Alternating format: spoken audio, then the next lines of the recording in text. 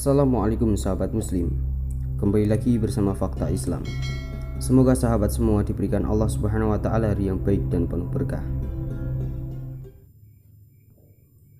Malaikat Israil adalah malaikat maut atau juga malaikat pencabut nyawa makhluk bumi. Ia ditugaskan oleh Allah Subhanahu wa taala sebagai malaikat pencabut nyawa karena ia memiliki ketaatan kepada Allah dan memiliki wajah yang sangat menyeramkan, melebihi iblis dan setan.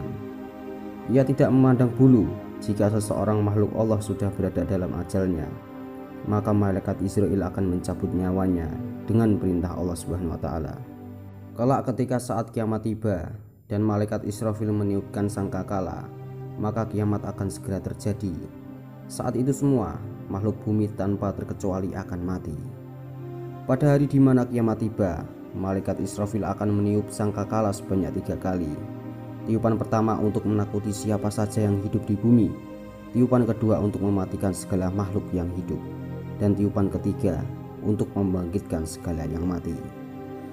Ketika sangkakala ditiup oleh malaikat Israfil, maka matilah semua makhluk kecuali malaikat Jibril, Israil, Israfil, dan malaikat terbesar yaitu Hamalat al-Arsy. Lalu Allah Subhanahu wa taala memerintahkan kepada malaikat Israil untuk mencabut ruh-ruh semua para malaikat tersebut, dan malaikat Israil akan melaksanakan perintah Allah. Dan setelah ketiga malaikat tadi sudah dicabut ruhnya, maka giliran malaikat terakhir yaitu malaikat Israil. Ketika itu yang ada hanyalah Allah dan malaikat Israil saja. Dan Allah Subhanahu wa taala berfirman, "Hai malaikat Israil, tidakkah kamu mendengar firman-Ku? Kullu nafsin dha'iqatul maut. Tidakkah engkau tahu setiap yang bernyawa itu akan merasakan mati?" Dan Allah Subhanahu wa taala berfirman lagi, "Aku jadikan engkau untuk tugas itu dan engkau juga harus mati." Di dalam riwayat lain diceritakan bahwa ketika Allah Subhanahu wa taala memerintahkan malaikat Israil untuk mencabut nyawanya sendiri, maka pergilah malaikat maut itu ke sebuah tempat antara surga dan neraka. Di tempat itulah malaikat Israil mencabut ruhnya sendiri. Saat ruhnya dicabut, maka menjeritlah malaikat Israil dengan sangat keras. Bahkan dengan ceritanya itu, bila makhluk hidup mendengar, maka akan langsung binasa. Kemudian malaikat Jibril pun berkata, "Kalaulah aku tahu bagaimana sakitnya saat ruh dicabut, maka tentu aku akan mencabut ruh orang-orang mukmin dengan cara yang paling lembut."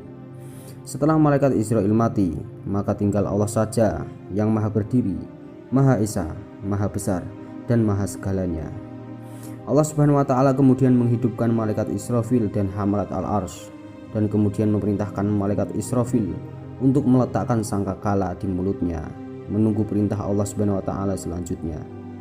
Kemudian malaikat ketiga yang dihidupkan Allah adalah malaikat Jibril, dan malaikat yang keempat malaikat Mikail.